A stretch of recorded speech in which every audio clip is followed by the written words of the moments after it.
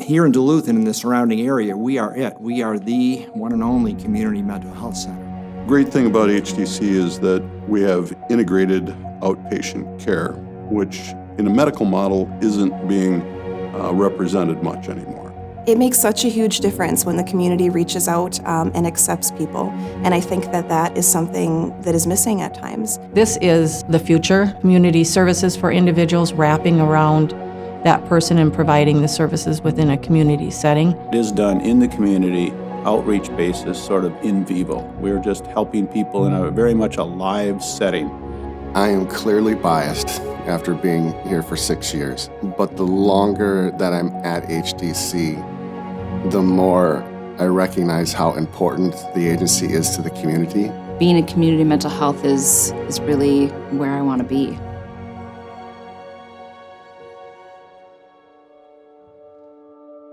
My name is Jim Getchell. I'm the executive director at HDC. I've been here nearly 7 years. HDC is actually the third largest healthcare entity in this area, with 270 employees bringing mental health services to our communities. I've been saying for a few years now, a community that has a strong community mental health agency is a stronger community, and that's my mission here, is to make sure our communities are strong by having HDC fulfill its role and bring these services to the people who need them. It's very rewarding to be here. You know, my background has been in for-profit businesses, and growth and profitability is your mantra, and beat the other guy in the marketplace, and it's really very different here. This is taking care of people. My name is Hannah Waterman. I'm a licensed independent clinical social worker and program manager of our early childhood and integrated family team. So our focus is more specifically on the early childhood population, which is the 0 or birth to 5-year-olds. A lot of the families we work with come in with a lot of chronically stressed backgrounds, and so they have experienced poverty and domestic violence. Some have addiction issues, definitely mental health issues, of course, and these complicating factors can really interrupt the attachment relationship between the children and their parents. And so the early childhood work is really about prevention and early intervention. And the reason that I'm so passionate about that work is I just feel that when we have these opportunities to get in and support these families early on, we can prevent future issues as the children grow up and get older. Hi, I'm Steve Engelson, and I'm with HDC in Douglas County. We're across the bridge, of course, and I've been there 32 years. The population we serve in Douglas County is typically a high-need population. The program that I've done most of my work in for all these years is the Community Support Program, and we serve individuals with serious and persistent mental illness. Well, I think one of the things that is part of our work every day is the life and death aspect of the work, and we do lose quite a few people. The client group we work with in the Community Support Program, on average, they will die 25 years earlier than an average life expectancy. Many of these people are isolated. Many of these people have very little support. So when someone calls me, which has happened many times, and is actually contemplating suicide, and they're still alive now today, that's probably one of the more transformational things. I'm Julie Wilson. I'm the director of the community-based services here at HDC. In a person's recovery journey when they come to HDC seeking services, a lot of times, especially nowadays, folks come in because they're homeless. We serve a huge population of homeless individuals that also have some chemical health and along with the mental health. And so we believe in housing first.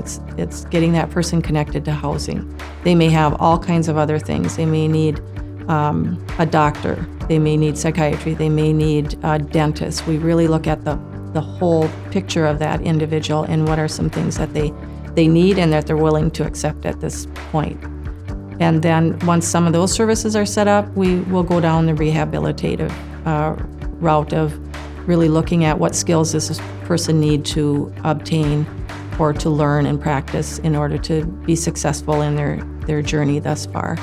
That may include also employment services. And so we really want to look at what does this person need along the way. It's offering and then hoping that the person will, accept some of those services and we can continue on in the journey.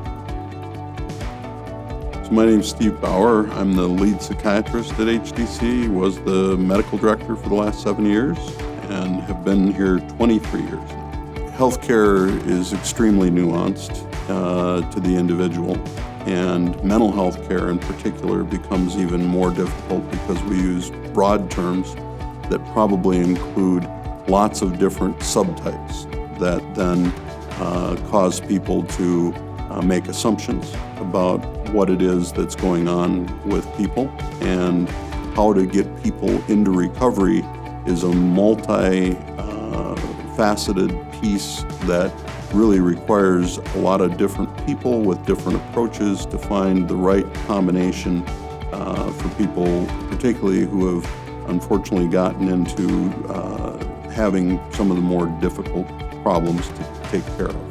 The things that make me proud of what we do here at HDC are when we can have someone recover well enough that they're able to find their care with less intensity. And quite often, I'm most happy when I'm able to stop people's medicine and they're able to continue to live their life productively and having the opportunity to succeed, whereas prior mental health issues have caused them issues. My name's Rick Valento. I'm the program manager for HDC's Trauma and Outreach program. Our focus is helping kids and their families who've experienced some difficult times, including trauma. We provide a pretty wide array of services from individual therapy, family therapy. We also provide skills services out in the community. I have seen kids come into my office that, when they initially come in, don't say anything and just look at me. And by the time they're done working with everybody at HDC and the help that we give them and their families, they'll walk out of my office at the end of their treatment and they're smiling and calling me by my name. And I know that's about HDC and the people that work there. I feel it, I know it. And the transformation that we're able to make for kids and their families.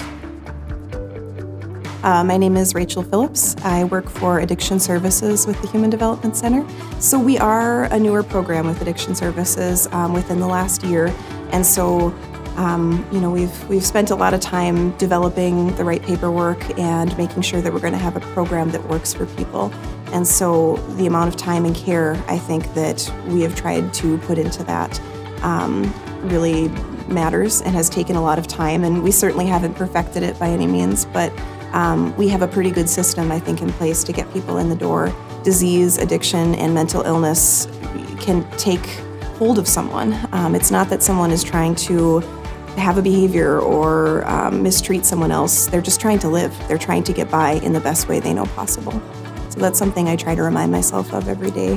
What's so important about a community mental health agency is that we need the support of our community, that it is something that we need to bring awareness about the work that we're doing, and the more that our community can get behind us and support us through financial or volunteering, that those ways that we can strengthen our community as a whole. Hope is helping an individual find something in their life that can promote or start that recovery process. The HDC model of taking anybody, whether they have insurance or no insurance, has been incredibly important to what I think healthcare needs going forward. For me, if somebody has hope, they're moving forward. That's always something that I look for really, really closely when I'm working with people is, what is their capacity to have real hope, like genuine hope that's coming from inside of them? And I think that is one of the most important things for all of us, let alone people who walk through the doors at HDC, who often maybe not have had a lot of experience with hope. I think that a lot of times we try to carry the torch for the person until they're able to see that themselves and take that torch back. And when we get to see people make change and do things for themselves, it's really exciting. To get to see hope be alive is really a big deal.